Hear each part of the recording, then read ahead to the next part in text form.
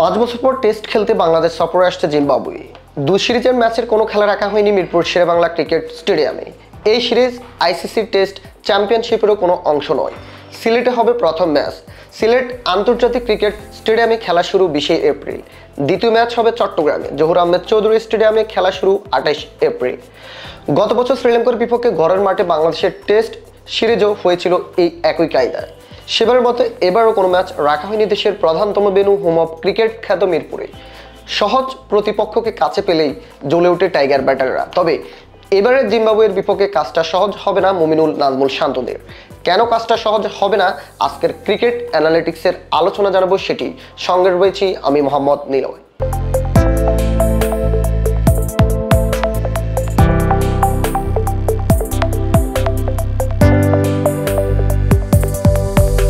প্রথমেই নাজমুল শান্তর কথা দিয়ে শুরু করা যায়। আসন্ন জিম্বাবুয়ে সিরিজ নিয়ে তিনি বলেন, আমরা যেন ভাগাভাগি না করি জিম্বাবুয়ে বা অস্ট্রেলিয়া বা দক্ষিণ আফ্রিকা।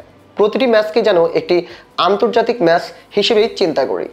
টাইগার এই ব্যাটার আরও বলেন, প্রতিটি আন্তর্জাতিক সিরিজেই চ্যালেঞ্জ থাকে, এখানে অবশ্যই চ্যালেঞ্জ থাকবে, এর ভিন্ন কোনো চিন্তা থাকবে না। একটি বড় দলের সঙ্গে খেলার সময় যে চিন্তাভাবনা বা চাপ থাকে সে চাপটাই থাকবে। গুরুত্বপূর্ণ বিষয় হলো কিভাবে আমরা ভালোভাবে প্রস্তুতি নিয়ে ম্যাচটা শুরু করতে পারি সেটি। কোনো দলই ছোট নয়। আমি বারবারই বলছি, ক্রিকেটারও এমন কিছু চিন্তা করছে না। আমি আশা করব সাধারণ মানুষ বা মিডিয়াও এভাবে দেখছে না যে ছোট দল বা বড় দল।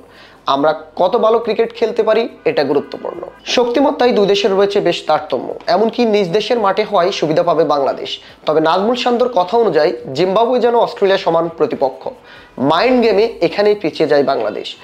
মানসিকভাবে সহজ প্রতিপক্ষকেও যখন কঠিনভাবে দেখা হয় তাতেই বোঝা যায় নিজেদের আত্মবিশ্বাস নিয়ে কতটা সন্দেহান শান্তরা। এমন আত্মবিশ্বাস নিয়ে 22 গজে জ্বলে ওঠার সম্ভাবনাও থাকে কম। আরও একটা কারণ, Craig Ervine, Brian Bennett, Jonathan Campbell, Ben কারানদের বিপক্ষে পিছিয়ে থাকবে বাংলাদেশ। তার কারণ, টেস্ট স্কোয়াডে থাকা প্রায় অধিকাংশ ক্রিকেটার খেলছেন ঢাকা প্রিমিয়ার লিগে।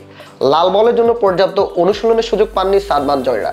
হয়তো জিম্বাবুয়ের বিপক্ষে হেরে এই অজুহাতটাই দিবেন কাপ্তান নাজমুল হোসেন শান্ত। নিজেদের ডেরায় জিম্বাবুয়ের বিপক্ষে এখন পর্যন্ত 10টি টেস্ট খেলেছে বাংলাদেশ।